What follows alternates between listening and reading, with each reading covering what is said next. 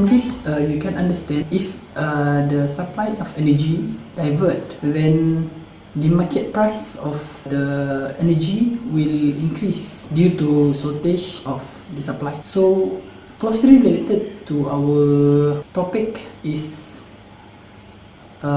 Russia. So according to International Association of Oil and Gas Producers, IOGP, the production indicator, which this production indicator means if the percentage is above 100%, means its viability to export their source. So according to IOGP, the production indicator for Commonwealth of Independent States (CIS) region shows the highest percentage, which is 253% for crude oil production and 143% for gas production.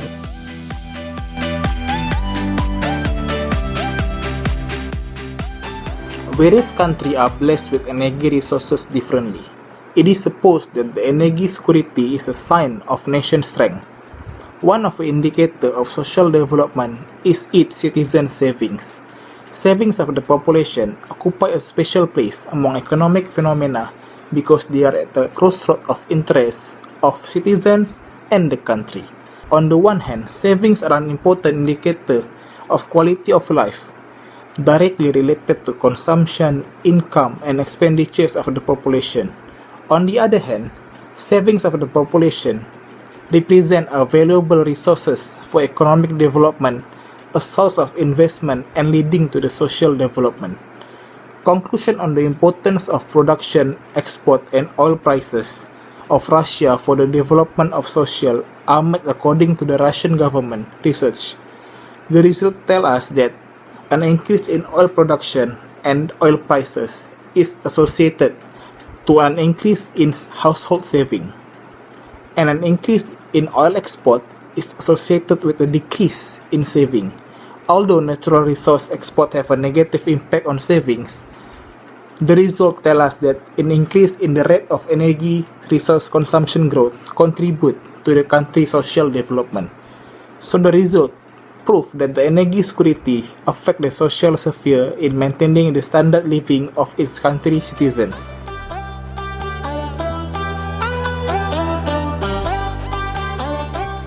Okay, so I would like to explain about the impact of energy division of supply for the economic aspect. So we already know that the energy conservation and energy saving goals are emphasized in Russia. So with comparatively less emphasis on developing clean energy compared to OECD countries, the foresight time period is also considerably shorter, which can be clarified by the fact that emerging markets face higher risks and uncertainty associated with economic and political uncertainty with energy and also the national security implication.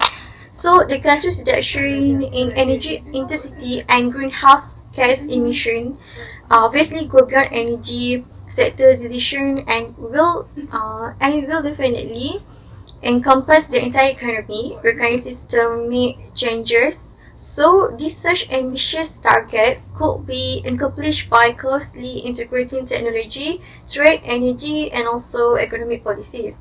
So for a shift to the new model of economic growth is one of the global mega trends in worldwide issues. So one of the global trends relevant to the energy industry is the changing world energy balance.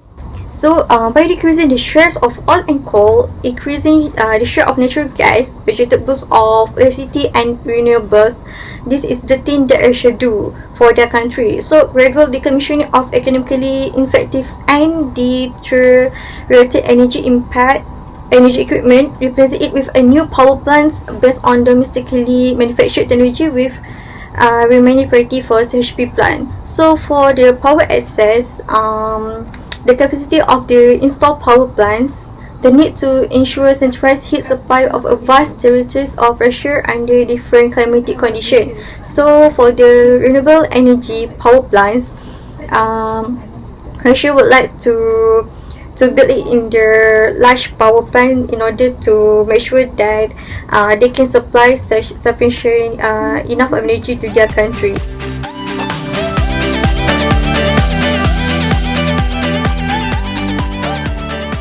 So coming to the political aspect of our case study at Russia, so many people will imagine that geopolitics drive the energy trade between Russia and Europe. As the story goes, each side seeks to exploit gas and oil to influence the other big game of power politics, and Russia seems to have the upper hand. Why? The European Union, EU, now imports nearly 40% of its natural gas from Russia. Russia also owns the world's largest natural gas reserves, some of total 180 trillion cubic feet. It is also the world's largest gas exporter. Once President Putin took charge of this office, he then wrote a dissertation dealing with the role of energy in rebuilding Russia, domestic and international power. He stated energy should not be wholly dependent sphere but tied to the state, where Putin has privatized the oil company but makes Gazprom the major and state-owned operator in the gas sector, which is making his first political move. Gazprom is a global company under Russia focused on geological exploration, production, transportation, storage, and processing of gas. Okay, next, coming to the energy disputes exist between Russia and its neighbors. Russia has also drawn criticism for its heavy-handed efforts to hike up the gas prices and cut subsidies to its neighboring states like Belarus, Ukraine, and Azerbaijan, Georgia, and etc. Knowing that they are the larger supplier of gas. But I'll be discussing on three of those most top countries, which is Ukraine, Belarus, and Azerbaijan. Firstly, Ukraine.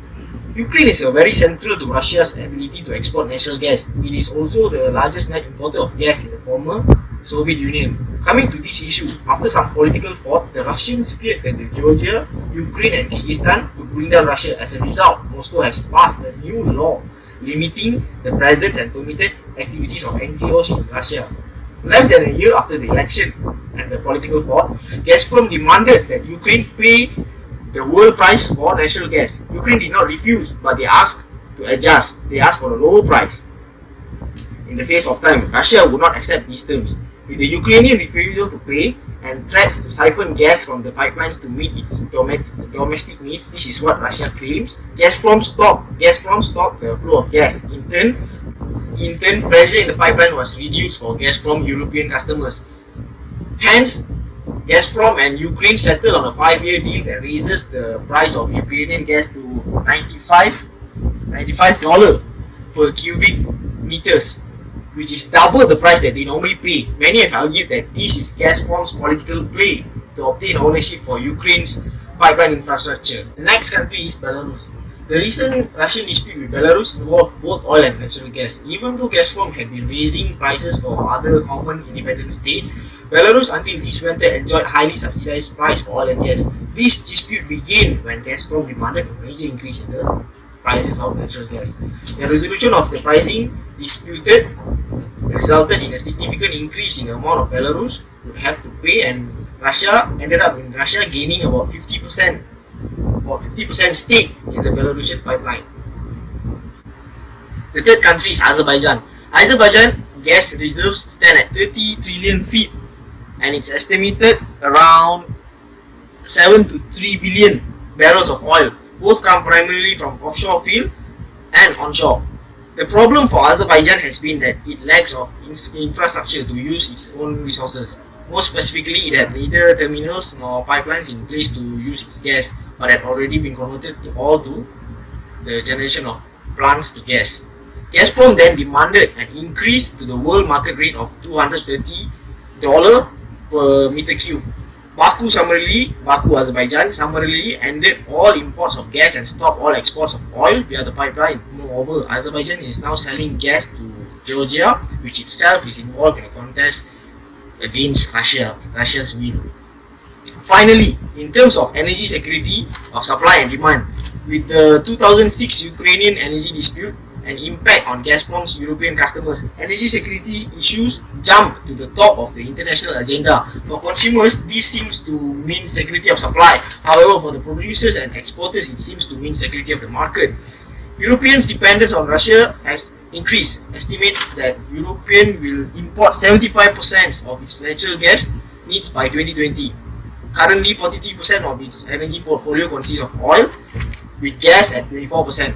Europe is phasing out of coal and replacing it with gas, so gas will account for a larger share of Europe's energy share in the future.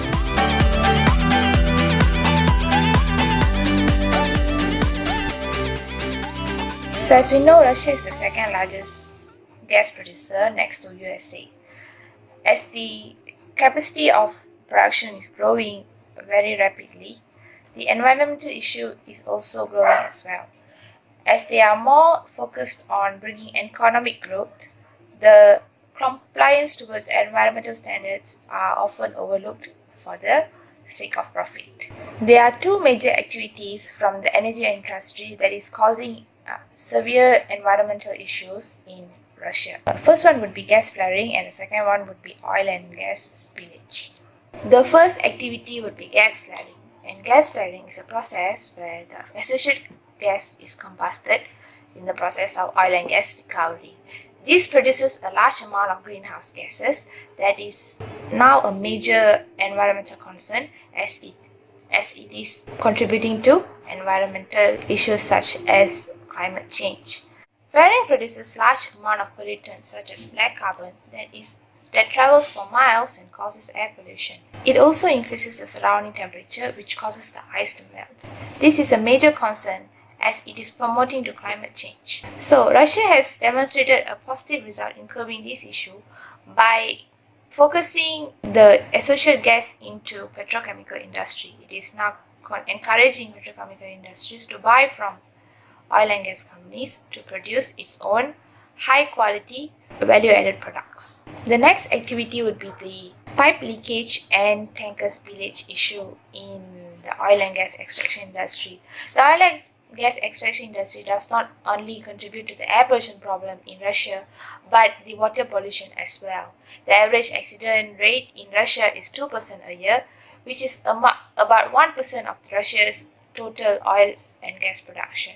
And with that is equivalent to 5 million ton. The amount of leakage that is happening every year is equivalent to one Deepwater Horizon scale of leak about every 2 months. One of the major effects can be seen in Komi Republic in northern Russia, where it was used to be well renowned for its lakes, and now it's a site of contaminated by oil.